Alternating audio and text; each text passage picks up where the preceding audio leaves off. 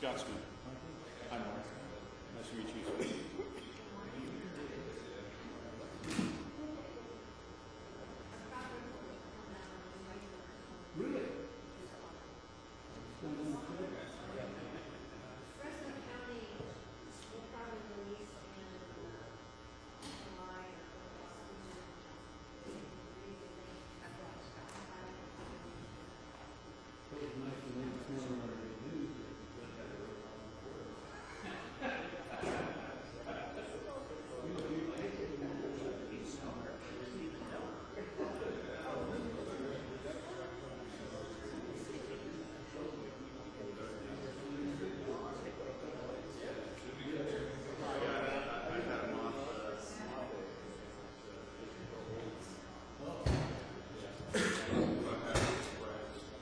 Well, let's see.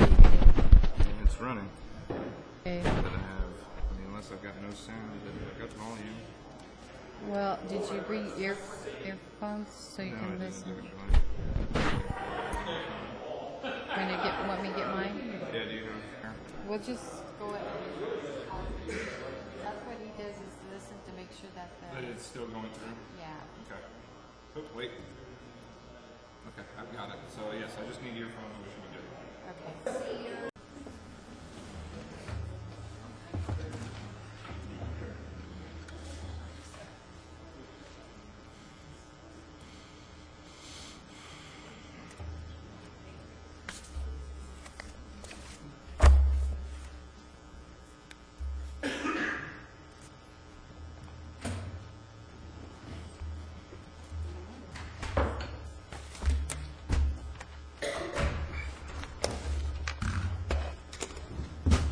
Hey, Mike.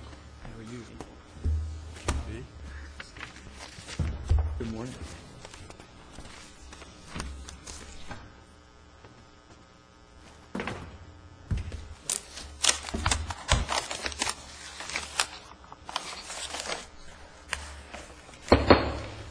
Good morning and welcome to the June 7th Board of Supervisors meeting. Please stand and join me in the flag salute, followed by a moment of silence. I pledge allegiance to the flag of the United States of America and to the republic for which it stands, one nation under God, indivisible, with liberty and justice for all.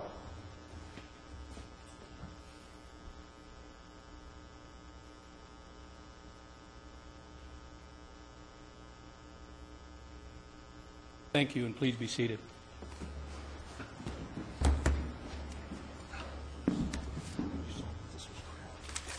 Okay, first on the agenda this morning is the presentation regarding the Alliance Program with Office Depot and other government entities.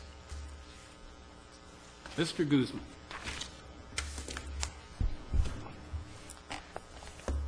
Mr. Chairman, members of the board,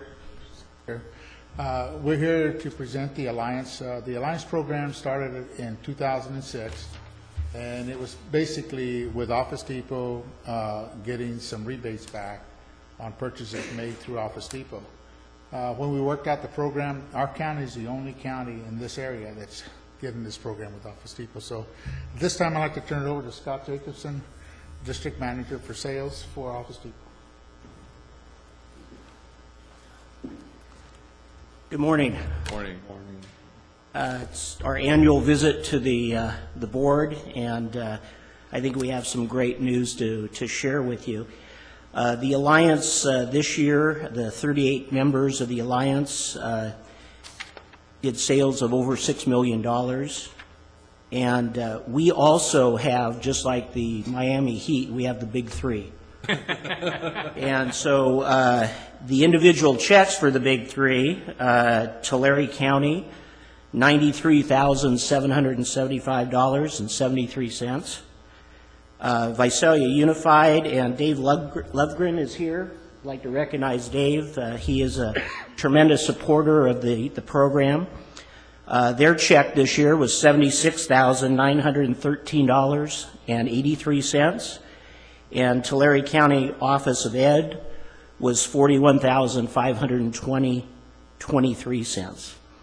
I think the biggest benefit of the program is a lot of these folks would not qualify at the levels that they do for rebates. So I did a little math this morning as I was getting ready and figured out the other 35 members of the Alliance had rebates of $175,475.40. Without the program, they would have had $27,375.79. So the value of the Alliance to those folks was over $148,000 this year. So I think it's a tremendous credit to Mr. Guzman for really putting this together, and over the 5 years we've really done a nice job. And I have a check to present to Steve for the total amount of the program. But I would like to point out a couple special guests we have. Liz Campbell was kind enough to come. I think she's been here every year from Tulare County Superior Court. Liz, would you come up here real quick? Liz emailed us and said, "Are you bringing my check?" So, Liz, on behalf of Office Depot and the Alliance, we have a check for $7,701.83 for you this morning. Thank you very much. You're Appreciate welcome. all that. You're welcome. And then we also have another special guest. I believe I saw the Vice Mayor come in. Amy, if you could come to the podium.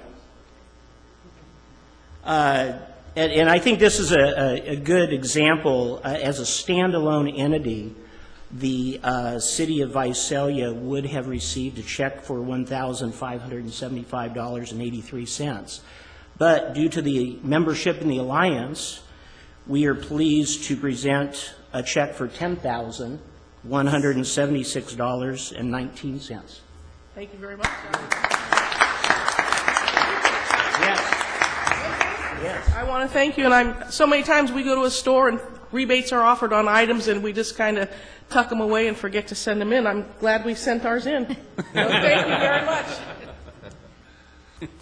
And what I'd like to do at this time is call Mr. Guzman up, and also my counterpart, Sam Castillo, District Sales Manager, and calls on the K through 12 market in the area.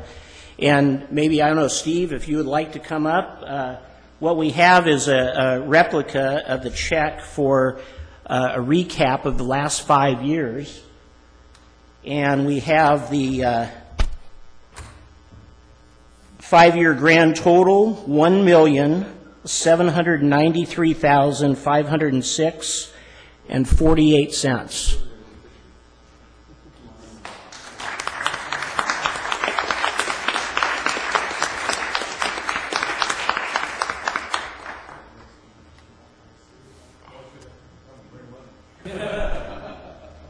And if we do have any other members of the Alliance present, I did bring the actual checks, so just see me afterwards and I'll be more than happy to pass them out. So thank you for your time this morning. Thank you. Mr. Chair, while he's returning to his chair, I've had same type of rewards program through my business, and my check this year was $12.68. And I already redeemed it. Thank you. You're gonna have to get a little more business going there. No, thanks again. That's a great program, and everybody that reaps the benefits from it, I know, are very, very pleased. So, thank you so much. Okay, I will move on to item number 2, presentation regarding 2011 Slick Rock Film Festival. Thank you very much. My name is Scott Smith. I'm a curriculum director with Visalia Unified School District. And about 8 years ago, we got a federal grant to improve student writing. And one of the approaches we took on that was to invite students to learn the language of film and wrestle with complicated literary matters like character development and plot and conflict resolution, things of that nature. And from that grew a student film festival in Tulare County that then became regional-wide from Kern County to Merced. And it became named the Slick Rock Student Film Festival. As many of you may know, Slick Rock has a bit of a folklore up by Three Rivers, of being somewhat of an independent place for teens to gather. And we felt that was a good name for an independent student film idea. This year, we were very pleased to have standing alongside of us the Tulare County Board of Supervisors through the energy of Phil Cox, Supervisor Cox, and Eric Coyne, the film commissioner, as well as Noah Whitaker, who has been our title sponsor. The Suicide Prevention Task Force has been our title sponsor for this. So if I could switch over to the Step Up deal. Thank you very much. You know, the more I got to know about Step Up, the more I was impressed at the way it's changing lives. And I think the thing that we had, our big event was the award show just recently. Each year, the students submit films and compete in categories, and then the films are then awarded. Well, you know, nominees are, and then we have the award show, and it's at the Fox Theater. One of the early tenets of this festival was that it would be a very high-profile, Hollywood-like venue. I don't know if you had a chance to drive by or see the event. I know Mr. Cox had a chance to be there, of course, and present an award, but we have a red carpet for the kids. The kids arrive in a limo that we kind of shuttle around, and these are the kids who made the best films of the season. We had over 200 films submitted this year. And those kids, about 200 of them, get to come out of a limo in front of a big paparazzi with flashing bulbs and walk a red carpet into the theater. They're the first ones in.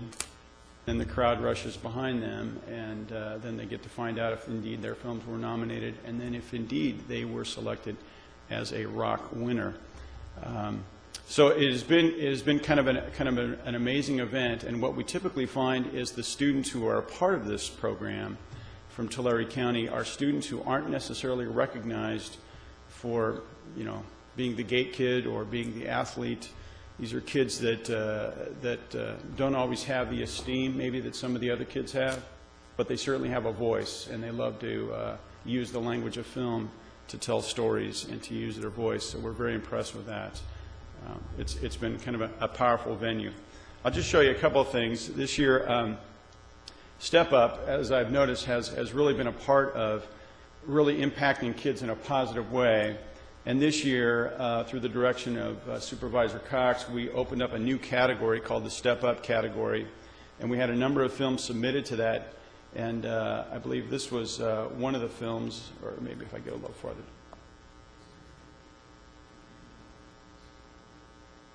You can go onto the Step Up website off of the Tulare County Board there. And this is one of the films that did well.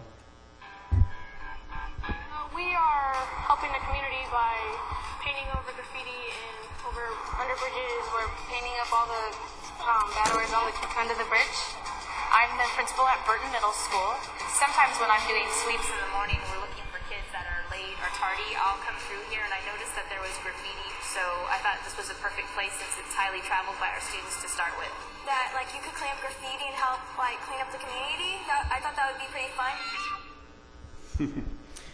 The challenge was to present a 30-second commercial to invite students to engage in something positive in their community, something healthy, something anti-violent.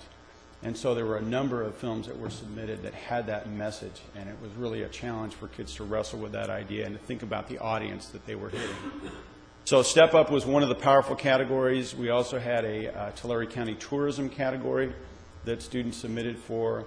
And then one of the other categories that Noah Whitaker had framed a year ago was the suicide prevention category, and that was a 2-minute PSA, public service announcement. And one of the more powerful parts of the festival that we had on Saturday night at the Fox was when Noah stood up and shared that the suicide rate in Tulare County had dropped from last year to this year. And he had also referenced the fact that the films that were created the previous year, many of those films have now been shown at conferences throughout the nation. and have gotten a lot of exposure and a lot of play. And he said that part of what's happening in terms of his idea of how suicides have reduced or dropped has been some of the positive messages that kids have brought forward in these videos. And it was a chilling, just a goosebump moment, not chilling but goosebump, where we get the feeling that kids are adding value to the community around them, not just taking from the community. And that was incredibly powerful. When kids engage in that kind of experience, they pour themselves into it, and it is very educational, as you can imagine. So I would like to, just a couple of quick things here. This is the Slick Rock Student Film Festival website, sponsored by Tulare County Suicide Prevention Task Force. We had a number, as you can see, the event itself. This is just a couple of photos that kind of went out here, that kids are getting out of a limo. They're being pushed through a red carpet. Unbelievably exciting. This is the first chance they've ever had of being recognized in such a way. As one mom put it, you know, if your kid's not in sports, they don't get recognized for anything. And I thought that was kind of interesting. You know, and the nice thing is that the girls get to wear their prom dress the second time. Kids get to dress up looking nice. We're excited to have, there it is in front of the Fox Theater. We had a big camera there interviewing kids. You can see the crowd in the audience, and it was kind of packed. That's Superintendent Craig Wheaton, who opened the event. And then our MC, Byron Watkins. Of course, we have girls that are passing out the envelopes. There's Noah Whitaker getting interviewed, and some guy pulling somebody out of a car there, and so forth. So you can get the sense of kind of what a high-profile, high event it was. We even had La Jolla Jazz Band playing in the background for them as they came out. It was pretty spectacular. So if you want to learn more about the event, you can click on Slick Rock Film Festival or slickrockfestival.org, and that'll get you the details of the event. I'd like to present two specific awards. Rocks. The winning student film crew gets a rock. A rock. It's kind of a metaphor for our lives. It's each one is unique. Each one takes time to put together, and each one can look kind of rough. There's some rough spots, but when you take the time to polish it and clean it, it can be a very beautiful, very a wonderful element.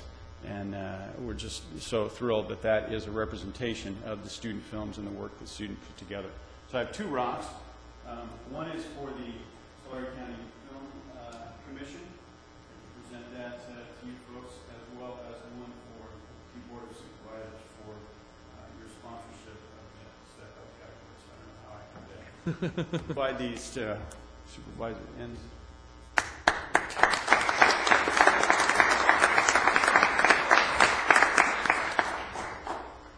Maybe Supervisor Cox, you want to come down too, since you had to step up. And of course, Eric's not here, so. It's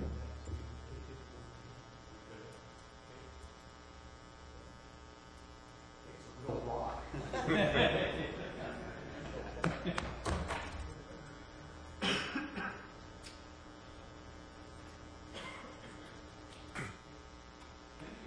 bet.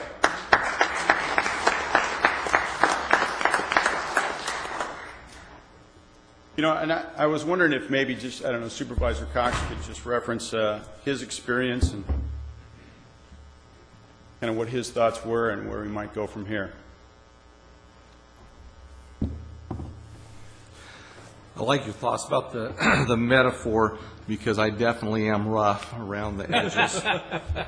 Yeah, it was a wonderful event, though. The atmosphere, the level of excitement as these young people were arriving in the limousine and getting out and literally being met by all of the film flashing was a really great opportunity. And like Scott said, a lot of these students would not normally be recognized throughout a school year. So I think it was a wonderful opportunity for us to partner with you. We received films from 3 different counties.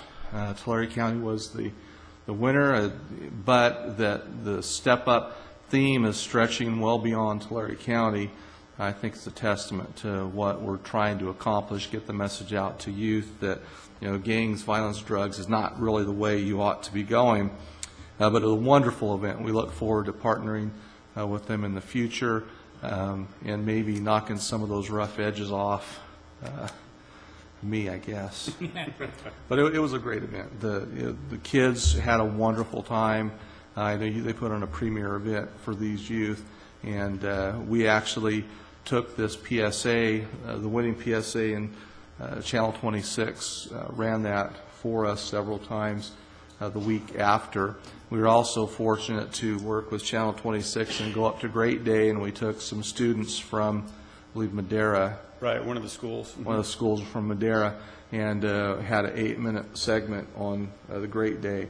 And it was, again, a good opportunity for them to be behind the camera, or actually in front of the camera instead of behind the camera, and see how things went on there. They were impressed with the stars, with the crew, so that went very well as well. So we're excited to do that again. We were able to use our partnerships with another media agency to get more experience to the film festival, and it's going to do nothing but grow.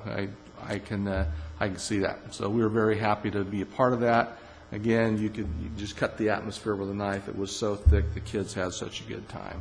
But thank you for letting us be a part of that. Well, my understanding too on that is some of these videos will be run on the loop buses where we have video capability. Yeah, we also have too. The buses do have a rotating information on there, and they are already on those loop buses. And I think it's a good way too to take those GAIN grants and actually put them on film so people can see what's really happening out there in the community. So great program. Great. Appreciate it. Thanks for the opportunity. Okay. Appreciate it. Thank you. Thank you. Okay, at this time, we'll go to public comment. Anybody wishing to approach the board on county business, but not on this agenda, may do so at this time. Seeing no one, we'll close public comment and go to Board of Supervisor matters. I'll start with Supervisor Vanderpool. All right, got a few items for today. First off, I'd like to start off by making sure that everyone knows of a new state representative that we have, or staff for a state representative that we have in our presence today. I wanted to make sure the board is aware and also the public is aware that Stephanie Amaral, who is here with us today, is now working as the district director or Tulare County representative for State Senator Gene Fuller. And so she is our contact, our direct contact to the senator. So if you please stand, Stephanie, I'd like everyone to see who you are and recognize you. So thanks for coming, and thank you for being a part of our mission and what we do. Also, on the note of the state, last week we were in Sacramento for a conference, it was for the California State Association of Counties. There were several issues that were going on up there while we were there. Obviously, first and foremost on everyone's mind was the state budget. And it was very interesting to me that neither Democrat nor Republican really had much of an idea as to what the budget was going to look like. They knew that there were going to be certain cuts being made. There were going to be certain revenues that were going to be generated if they could get the Republican votes to do that, but they really didn't know much else, and they did know that they were going to have a budget here pretty soon. But they did say that a lot of that was going to depend on what the Citizens Redistricting Commission released from their in their preliminary drafts of what the new legislative districts are going to look like. So it's really kind of disheartening to see how political this budget has become. Also, wanted to mention too, Assembly Bill 1077 passed the State Assembly last week, and that bill was going to create a 2-mile buffer of no development around the community of Allensworth.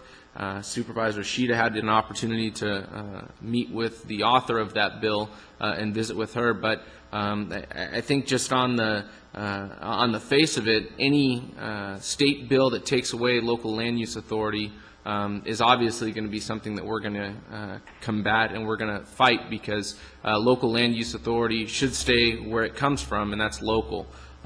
So it'd be really interesting to see how that moves through, if it passes the Senate and if it goes on to the governor to be signed. Then also wanted to mention that I had the opportunity yesterday as a part of the Tulare Chamber of Commerce's tour of local businesses and local members to go see a local business called Ironcraft. It's on Tulare Avenue. West Tulare Avenue.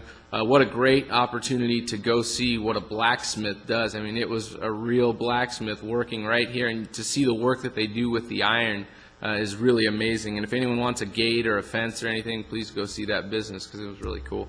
And then last thing I wanted to mention, since we don't have a meeting next week, I wanted to mention that on June 16th, the Tulare Regional Medical Center will be having a topping off ceremony at 11 a.m. in the morning to celebrate the, I guess, the first phase of construction of the new tower. So just want everyone to be aware of that. Thank you. Supervisor Cox? I don't have any business to advertise for, but I do have a couple of items I'd like to cover. This Saturday, our Summer Night Lights project kicks off in the cities of Visalia, Farmersville, and Porterville. It's been a good effort for the agencies to work on. We have many partners. I know in the cities, in all three cities, we have partnerships with nonprofit organizations that work with youth, churches, a baseball club here in Visalia. So it looks to be a very successful year, but the kickoff is this Saturday night, and Visalia is going to move their location each Saturday night. Porterville is going to move a few times, so it looks like it's going to be a very successful event. We hope to impact literally thousands of youth over this summer and giving them a safe place to be. Yesterday, I was able to go out and check things out at Sequoia Field at our also men's correctional facility, the admin building. I want to commend staff for the wonderful job they've done in bringing those buildings back up to what I'll call maybe code. They look really well. The admin building appears to be completely done on the inside. We've got a little drainage work to do on the outside still, but they've done a wonderful job. As you walk into that admin building, it was built in the, when was that building built, Brian? Is that one of the 40s? 30s? And so the old building still looks a little old on the outside. Inside looks like a brand new office building. So staff did a wonderful job in overseeing that. If you remember, that's the building that was damaged heavily with the rains that we had here this year, and I thought they were just going to take a bulldozer to it, but as you look at it now, it's great. So it looks like that facility, that men's facility, is ready to occupy any time now. I know that's up to the sheriff, but those buildings are looking in really good shape out there now. I'm not embarrassed any longer to say that's a part of the county facilities, because it looks really well and it's being upkept very well. Maintenance staff is doing a wonderful job as well. Okay, I might just add to that also, we have finished up the gas project to the gas leaking problems that we had out there, that all the gas has been, lines have been replaced, and so that problem has been resolved. So we have made some major improvements out at that site. Just a couple of comments about the CSAC Legislative Conference in Sacramento. One, the governor spoke to the assembled body of supervisors for a luncheon, and I was somewhat surprised by how partisan I thought his speech was, given the fact that, you know, boards of supervisors are nonpartisan entities. I thought his speech was quite partisan. But it was a very different kind of a trip. In the past, you normally go up with your kind of list of things you're hoping to accomplish through legislation. But really the focus was on the budget and public safety, the absence of, if we don't have an extension of DMV fees, then, you know, what that means for Tulare County. We know it has a huge impact on us, about 88 positions, I believe, and many counties are much more dire position than we are financially, and it has a similar impact on them. So after they've already made these huge cuts in their various departments, and oftentimes major cuts in public safety, this would be on top of that. So our hope is the Republicans have their state is bringing in more money than they had anticipated, and the hope is that without having to extend taxes, they will find within themselves the funding to keep these very necessary public safety programs going forward, especially for us, our probation department. But it also affects district attorney and public defender. The other thing was, I learned while we were there that with regard to the Williamson Act counties, that Colusa County, which is a small rice growing county in the Sacramento Valley has filed notice of non-renewals on all of their contracts. And that is the second county to do so. Imperial did so about a year ago, and now Colusa has done so. And so I think the writing is on the wall, that if the state legislature is serious about keeping the Williamson Act as an existing land use valuable tool, they're going to need to step up and provide some assistance to counties. Otherwise, it's going to be very difficult for counties to continue with that program, and in light of the loss of tax revenue that they now have. I spoke last night to a group of people at the Elbow Creek Grange, and north of Visalia. And based upon the kind of questions I've got there, it seems we need to redouble our efforts as a county to tell our story. People are still confused about our retirement system. They think we have lots of people making $100,000s of dollars when they retire. They're still confused about the railroads issues, and so we need to continue to tell the story about what really is happening in Tulare County, because many people read the headlines of what's happening in the state of California or the federal government or some local county, and they automatically assume that applies to us. And so many times our story is a much better story to be told, but we are going to have to be sure we tell it. Thank you. Thank you. Supervisor Ishida. Well, I hope everyone notices that the sales tax went down 1% at the beginning of June.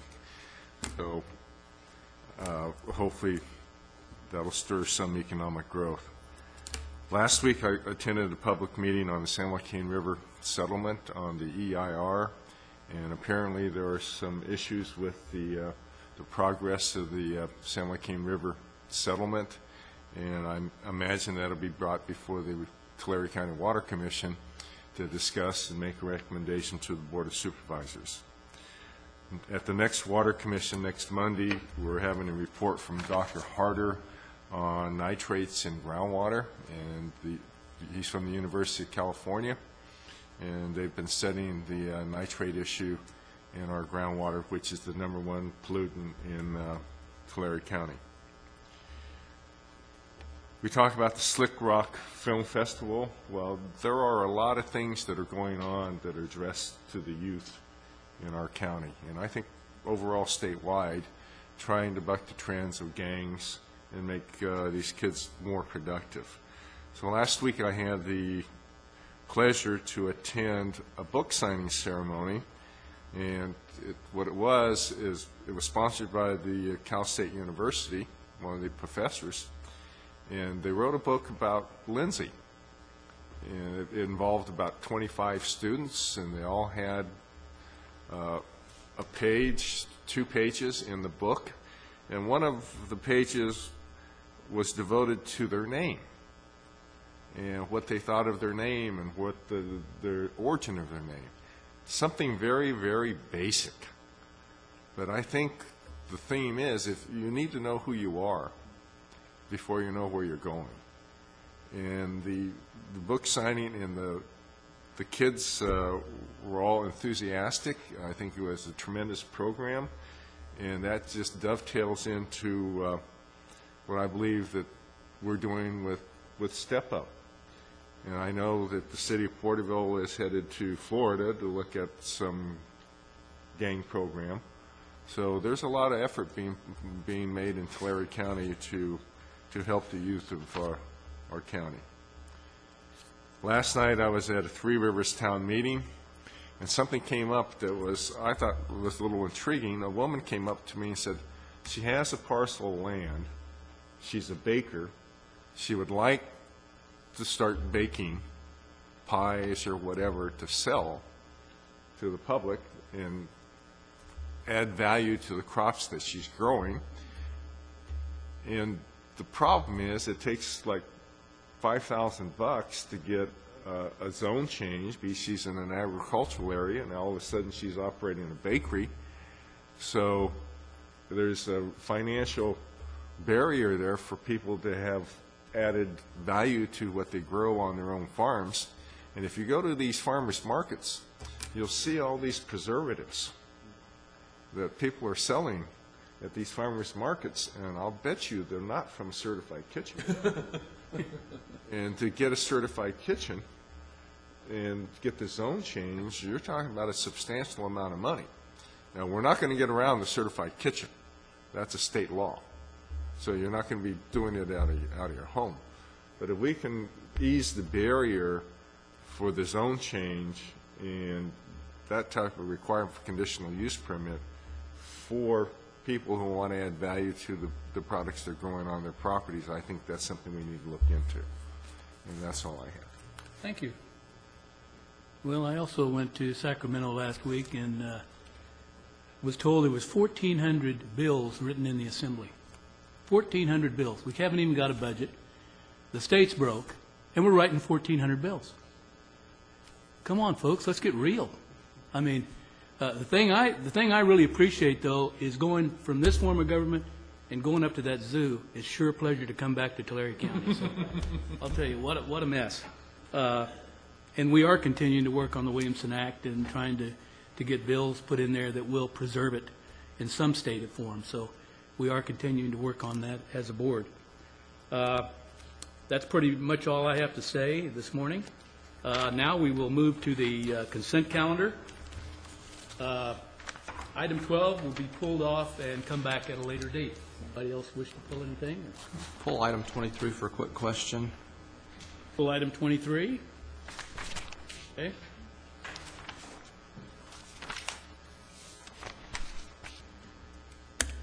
Any others? Motion to approve balanced consent calendar. Second. Motion made by Supervisor Cox, second by Supervisor Wordley. Cast your votes. The vote is unanimous. Okay, let's go to item 23. Mr. Chair, my question is a quick one. I think rather short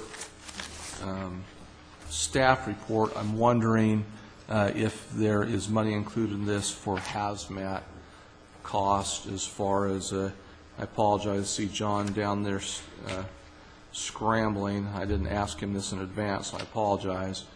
But we've had issues in the last couple of years in regards to our hazmat coverage for Tulare County.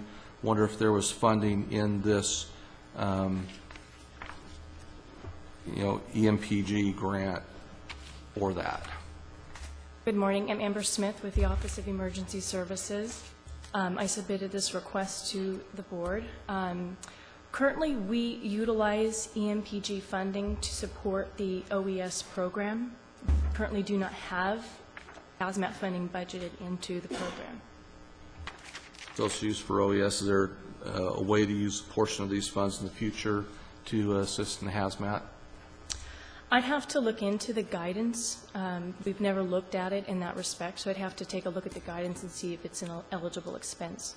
Okay. With the board, so I just asked that next year when they look at this to have them look at being a little broader in their coverage. Okay. That motion to approve. Wait, hang on one sec. Gene did have a point, Mr. Chair. Just comment, we currently fund the new bill that Visalia has issued out of our miscellaneous administration budget. All grant funds are run through the Homeland Security grants for hazmat and have been for the last 10, 15 years, is my understanding. We do utilize a portion of Homeland Security to fund equipment and training to support the Visalia Fire Department hazmat team. Okay, motion by Supervisor Cox, second by Supervisor Ishida. Cast your votes. Votes unanimous. Okay, let's move to item number 5, timed item, public hearing. Request from Resource Management Agency to authorize the sale of Tulare County Redevelopment Agency-owned properties located on 15884 Jasmine Avenue in Ivanhoe. Project.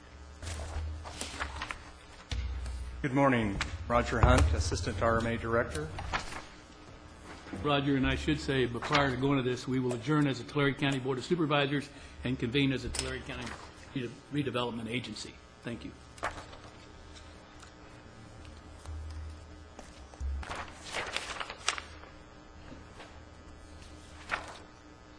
The Croc.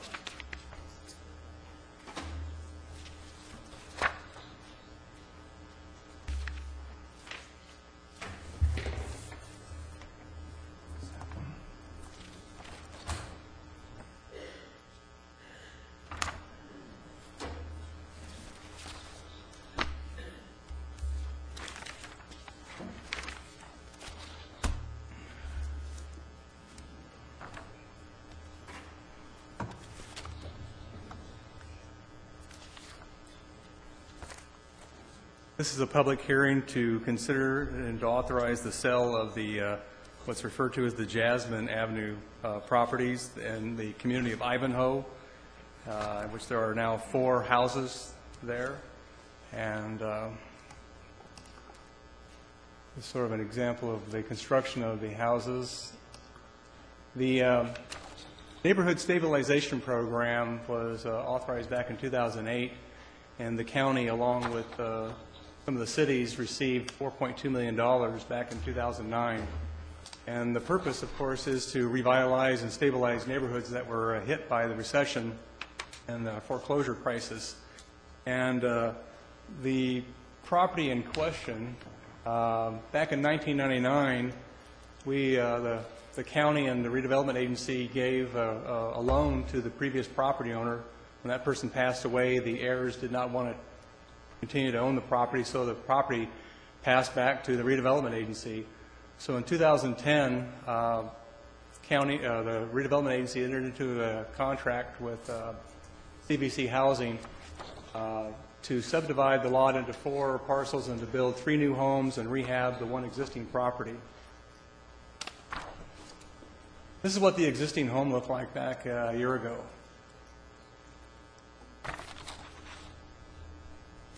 And this is a picture of recently of the development that's taken place. And of course, you see that there's still work to be done there.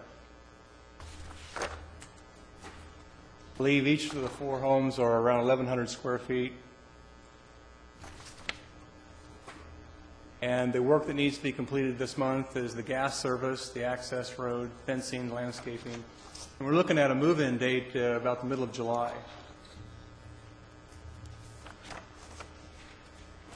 The cost associated with this was rather alarming to me when I first saw the item and was asking $840,000 for 4 homes. That's what are we building, mansions here? But then I found out that there's also the property development that need to occur, utilities that need to be to take place, as well as constructing the 3 homes and rehabbing the 4th home, and then selling the homes. And one of the things that we learned as staff is that, because this was the first project for us in which we were actually having homes constructed and having a lot divided into 4, going back and looking at this, we would not have tried that same kind of a project in the future because the cost involved with developing that into 4 properties, 4 lots. And it would have been much simpler if we just dealt with a single house on each one.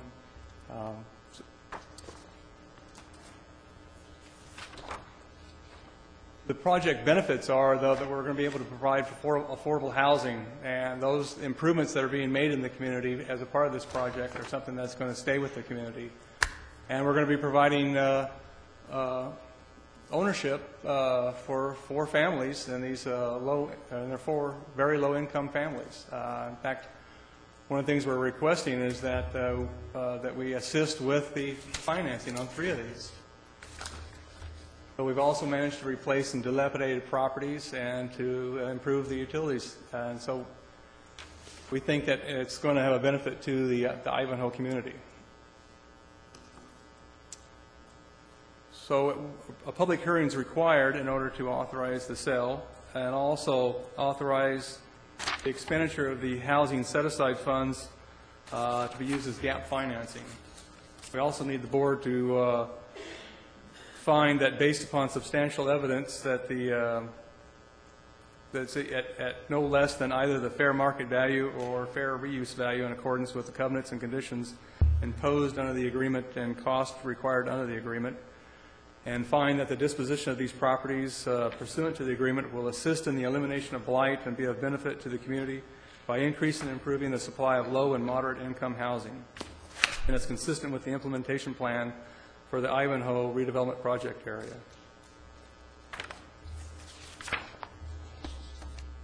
Part of the presentation, I'll here to answer any questions you might have. Questions? I have a question.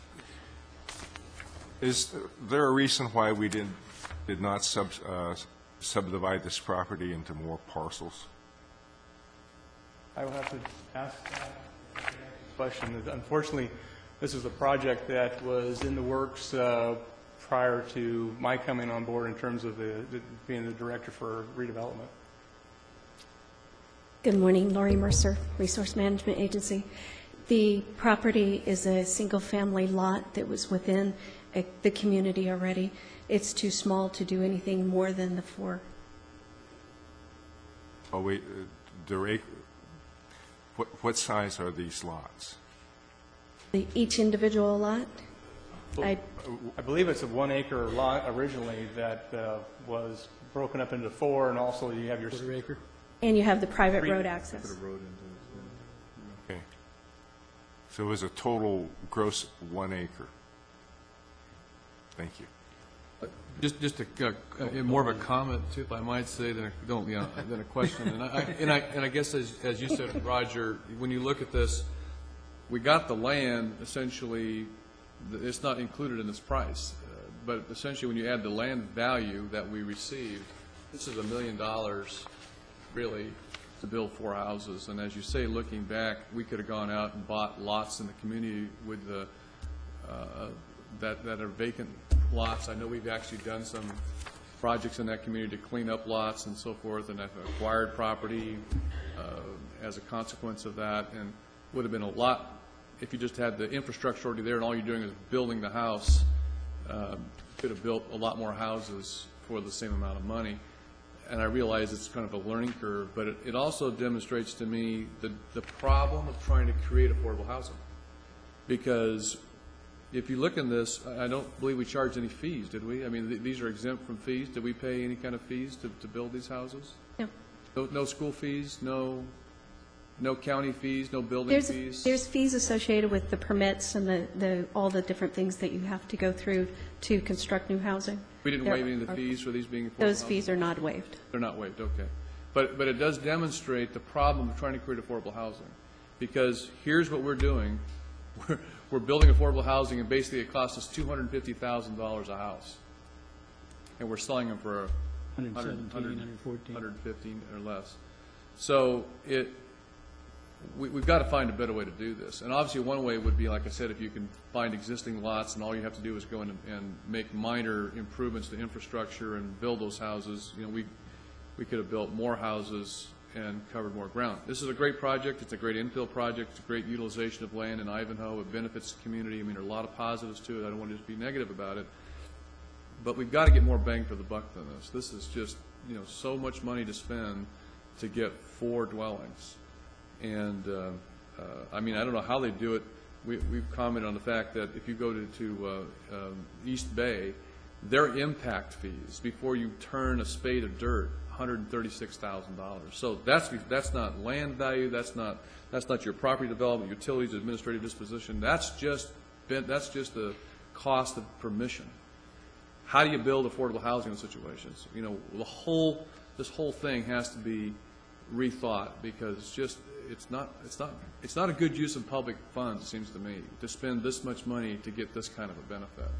And that's not pointing fingers at our folks at all. It's just a recognition government can't continue down this road. It's not cost effective. We don't have the funds to do it. And it also speaks to the need about what a good job does, because a good job where somebody can go out and buy their own home and pay for these infrastructural improvements without government, additional support, it means a lot. I mean, good jobs are really the way we have to go in the future, because there's going to be less government largesse to go around, I'm convinced. So anyway, it's a great project. I mean, there's a lot of benefits from it, and I don't mean to just be negative about it, but I just think going forward, when you look at these kind of projects, I don't think they're in the cards for the future, because we just don't have the resources to do that. And I'm talking about I don't mean Tulare County, I mean really the funding that comes to us from the federal and state government. They're not going to have the funds to do this either. So just an observation. I'll be quick. I don't know that the question I heard Supervisor Sheeta ask got answered. Were the lots divided? There are 4 single-family lots now. That is that can correct. be sold separately. Okay. And tell me that we're not doing any more of these. I know this is a program that was inherited, and it's not your fault. Nobody's standing up here today is to blame for this, but tell me we're not doing any more. Tell me we're out of this business. We hope we never subdivide another single-family lot again. Okay, what about the single lots we purchased? Are we building homes on those? We have a few single lots that we have purchased, and those will be single-family homes built on those properties. And we're not doing it, right? We will not do the construction ourselves. Okay. What I'm trying to get across here is government.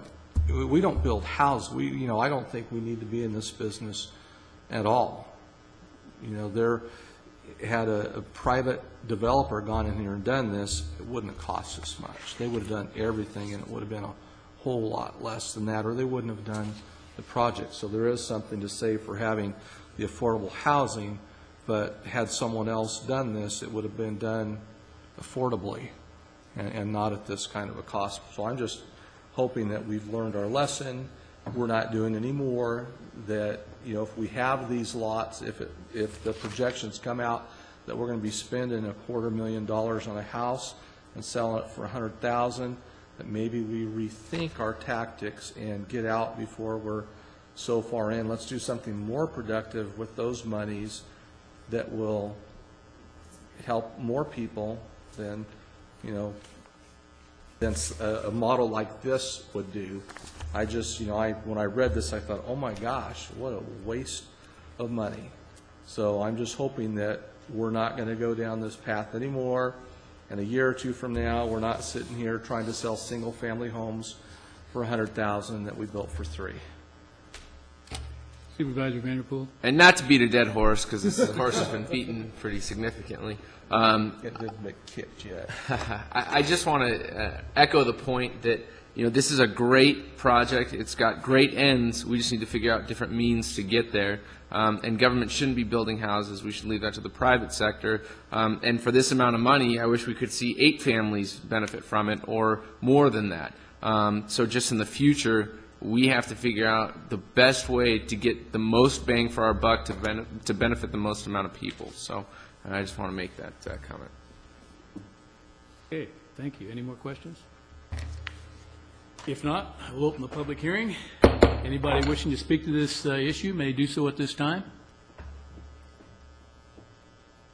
Seeing no one, close the public hearing and bring it back to the board. Move approval, Mr. Chairman. Moved by Supervisor Wordley. And then we'll second. Second by Supervisor Sheeta. Cast your votes. Vote Recoup unanimous. some of our money. Thank you. Thank you. Thanks, Ron. Thank you. Staff. Okay, let's move to item number 48. Approve service enhancement for the Tulare County Library. Mr. Brian Lewis. Or as KTEP Radio called you, Brian Williams. Brian what? Williams. Oh. Well, But they corrected it. They corrected it. I'm Brian Lewis, Tulare County Library. Good morning, Board, Council, CAO. Supervisor Cox, I have found out that your overdue fines that you owe at the library equals $12.68. So you come out even on the deal. I'm here to ask your board to approve a request to add 2 additional librarians to our allocation list to meet increased public need, and to approve the attached personnel resolution to take effect June 20th. The overall cost next year, because I will be eliminating at budget time 3 vacancies, so the overall additional cost will be about $17,000, $18,000 next fiscal year, and I think it will really increase our ability to serve the public, especially to start a young adult services program that we want to do. Pretty simple request. Are there any questions? I just have a question, kind of comment here. I'm glad that we're going to be adding a couple of positions, because I know that there's going to be a lot of librarians out there that are available right now, because so many different jurisdictions have been making cuts. Are we going to be able to expand the hours of any of the libraries with these additional librarians, or I'm not really sure at this? No, okay. Not at this time. Okay, all right. Yeah, and just to make a point, I spoke at a career day in early March a couple weeks ago, and I had kids asking me in the career day, and these were junior high kids, when is the library going to be reopened? I know with the construction project, and I've been able to give them timeline estimates, but that it's such a valuable resource in the community. So anything that we can do, especially since this is before us, and I know this isn't the question, anything we can do to expand services of these libraries in these unincorporated communities especially would go a long ways to helping these people. So I just wanted to make that point. Thank you, Supervisor. Well stated, and many of the goals you'll see in our proposed budget deal with improving branch services. I think we're seeing an increase, too, in computers, in libraries. Computer usage, yes. Yes. All of our usage is up. Right. Tremendously. That's another reason you need some staffers that know exactly what they're, be able to work with people on their computers. I know they wouldn't want me in there trying to. I do good on a BlackBerry. Well, nor myself, no. But that's correct, Supervisor Anderson. Okay. Thank you. Okay, this is an action item. I would move for approval. Moved by Supervisor Second. Vanderpool, second by Supervisor Cox. Cast your votes. The vote is unanimous. Thank you, Brian. Thank you, Board, very much. Thank you. Okay, we moved to item 49, allocated position changes in Resource Management Agency. Morning again, Roger Hunt, Assistant RMA Director. A number of times I've had to come to your board and request that positions be deleted. And in this particular case, at least the 3 positions are vacant. And it's to help us meet our target for next year. But I'm pleased to be asking for the addition of 2 building zoning inspectors. And the reason for that is that the revenues have picked up, which means the building activity has picked up, which means that there's a need for more people. I've provided you with an information sheet that talks about what the Building and Housing Division does. And of course, they don't just go out and do inspections. There's also the plan checking that is done. There's also code compliance work, employee housing, abandoned vehicle abatement work that's being done. And I've given you a list of the number of employees that are assigned to these duties. And then we have the people that are doing the going out in the field and doing inspections. And we have 2 people located down in the Porterville office, and some statistics with regards to the number of building inspections and other types of inspections. You can see that in Porterville that it's not quite as many on the average daily, but that's because we have one person that has to go up into the mountain areas, and there's quite a bit more traveling.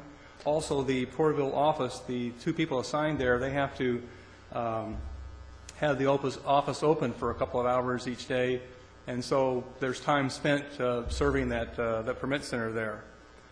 Whereas the Government Plaza office, the people are getting their directions in the morning and our assignments, and then going out and doing the inspections, and then at the end of the day coming in and finishing up the paperwork, entering information into the computer. But on the average, what we've seen is that it's about 30 minutes per inspection. And so we're seeing for the people out of Government Plaza about 8.5 inspections per day per inspector. And whereas the Porterville office is about 5.7. So the overall total is 7.5.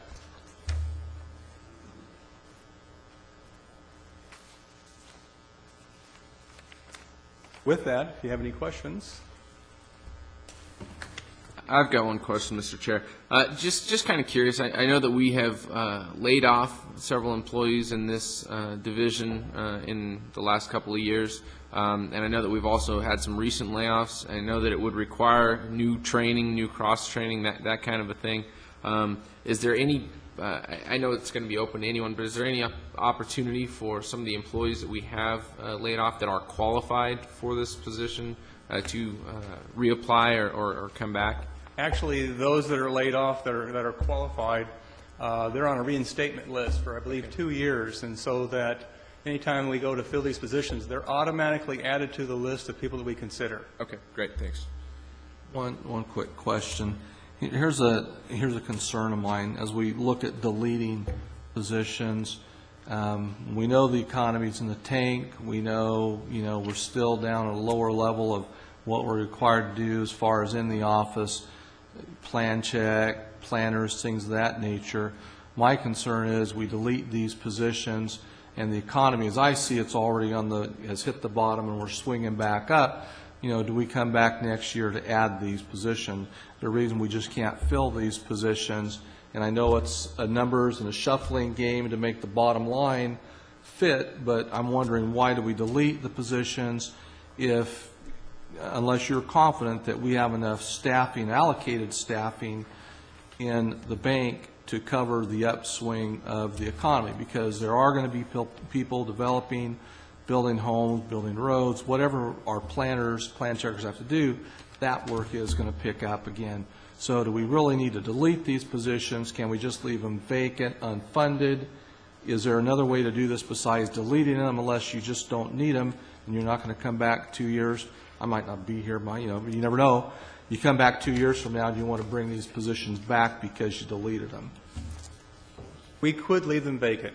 If that's what the board would desire, we could show salary savings for next year and leave them vacant. And that way, if the economy does improve where we were able to support the additional staff, we could then later fill the positions. So that is something that we could do. My only concern is we chop them off now and got to come back and add them later. It creates a mound of paperwork for our CAO, our clerk. Everyone's got to create this paperwork.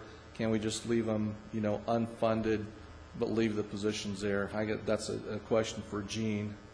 I've really left it up to departments to determine if they want to delete and or just leave them vacant and use salary savings. I agree. It probably would be easier to where so that when the economy starts to turn around, the RMA doesn't have to come back and ask for them. This is just what RMA's been doing up to this point in their various reorgs. They've been deleting and adding and what have you. So we can do that if that's the direction of the board. If it's just a shuffling and you're going to shuffle them somewhere else, you're going to have those planners somewhere else that you can use. Tell me, I'm just, looking when you delete positions, you delete them. We're also finishing up the general plan, which has required probably more staffing in the planning area for the most part. We believe that there's also an effort that has to take place after the general plan update is adopted, and that's the zoning ordinance and all the community plans and those things. So there's a need. However, 2 of the positions were in the countywide planning division, which typically have no outside funding other than the Williamson Act monies, which there aren't any, and the SMARA fees. There's not, everything else is just general net county cost on general fund. Whereas in the project review, we were looking at really deleting 1 planner position there, and that's just because of the budget. We could show those as salary savings and see what happens with the budget. We still don't know what the state's going to do. Sure. My only comment, and I appreciate it, I think what would kind of be of interest to me would be the amount of work it takes to recreate a position versus leaving it vacant. One of the reasons in my mind for getting rid of the positions is if you don't have them, then you have to justify them when you come back. In other words, it really causes you to take a look at your internal operations, say, are we able to do without this position? Are we able to make some kind of efficiencies and improvements within our operations where we can get by without this person? If I have a position available, it's almost automatic, fill the position. And it really causes you to go through this exercise of, do we really need to add this additional body? That's one of the benefits of not, saying, if you're, especially when you're looking at reorganization, as you guys have been doing for months now, you're looking at trying to create a new operating system. And so part of that is getting rid of some positions, adding some positions, changing and so forth. I'm a little bit reluctant to step in and say, keep these open if that's not part of your overall plan, and do we get the benefit of requiring you to go back and really examine yourselves internally and say, do we really need this position going forward?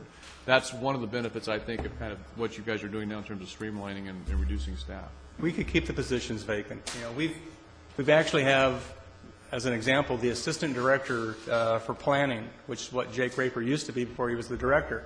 That's been vacant ever since he vacated that position. We're hoping to be able to fund that position in next year's budget. The associate director, which has been vacant for a number of years, we've held it vacant. We haven't deleted that position because at some point the director would like to come back and fill that position. But we've told him that we can't afford to at this time.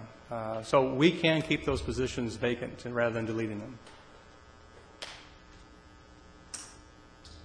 Well, what's the pleasure of the board? Does the board want to? I would look towards Gene, because Gene's going to be the one, they're not going to come to us and ask if they can hire a planner, they're going to come to Gene. Let's go ahead and leave them vacant and use salary savings for now. It'll give you more flexibility, and you won't have to come back. And I do agree with you, Supervisor Worthley. It is, but I think there has been some concerns over the years that the departments have fought long and hard to get their allocations of positions.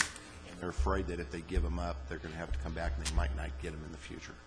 So that's why I've given departments the flexibility to either keep them vacant, use salary savings, or to leave them altogether. So. Motion as amended by CAO. Made by Supervisor Cox. And I really am inclined to agree with Supervisor Worley. I think that deleting them and then having to come back and justifying them would be a better idea in my mind. So that's what I think. I'll second the motion. Second by Supervisor Worthy. Cast your votes. Got 4 and 1 against. Supervisor Vanderpool. Thank you. Thank you. Okay, that pretty much does our board meeting this morning. Do we have need for closed session? Yes, Mr. Chairman, we do. Item A is off your board's closed session agenda.